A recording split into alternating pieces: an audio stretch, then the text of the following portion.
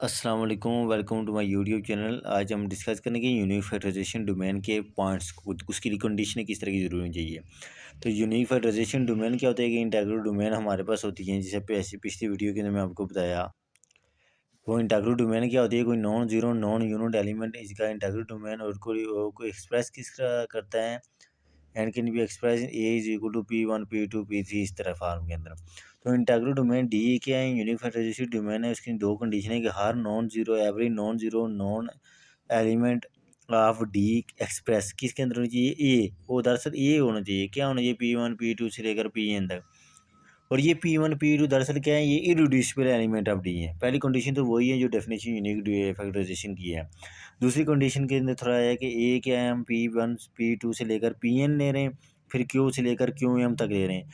ये दो factorization prime factorization of a हैं। ये किसके अंदर है, finite product irreducible element of A.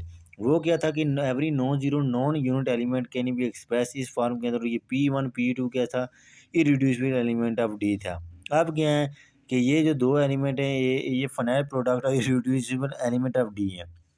N M के इक्वल है। देखिए ये एन तक जा रहे हैं, ये एम तक। एंड दिस परमुटेशन सिग्मा 1 से लेकर क्या है एन तक, सच दैट P1 P2 और P1 से लेकर PQ सिग्मा 5 ये एसोसिएट आपस में करेंगे किस फॉर्म के अंदर, I से लेकर 1 2 3 एन तक। फिर इसके अंदर एक हमें आपको नोट देगा। वो आपको नोट क्या देगा, वो नोट आपके पास जो होगा वो ये है कि अगर हमारे पास एक इंटीग्रल डोमेन है, इंटीग्रल डोमेन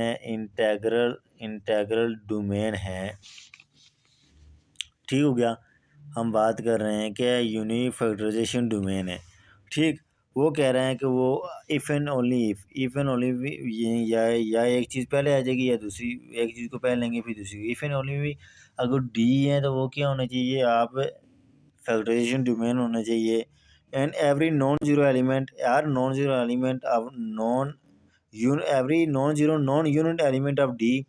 हर नॉन जीरो, हम पहले क्या कि if every every non unit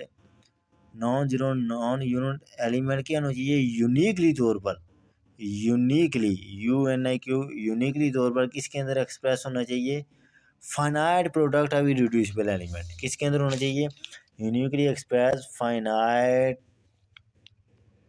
product of irreducible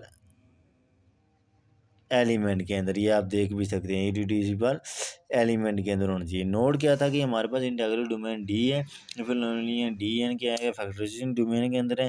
वो फैक्टराइजेशन डोमेन क्या होना चाहिए कि every non zero non unit element can be express can uniquely express in finite product of irreducible element. दो कंडीशन है कि हर नॉन जीरो नॉन एलिमेंट उन्हें एक्सप्रेस होना चाहिए। दूसरी क्या है कि हम दो प्रोडक्ट लेंगे, ए P1 से लेकर Pn तक, और एक लेंगे Q1 से लेकर QM तक। इन दोनों का एन क्या है, एम के इक्वल है, तो हम कहेंगे कि एक QPi है 1 है और एक Q सिग्मा ऑफ 2 है। ये एसोसिएट आपस में करेंगे, क्या करेंगे, आपस में एसोसिएट करेंगे I से लेकर 1 2 से लेकर N नंबर तक।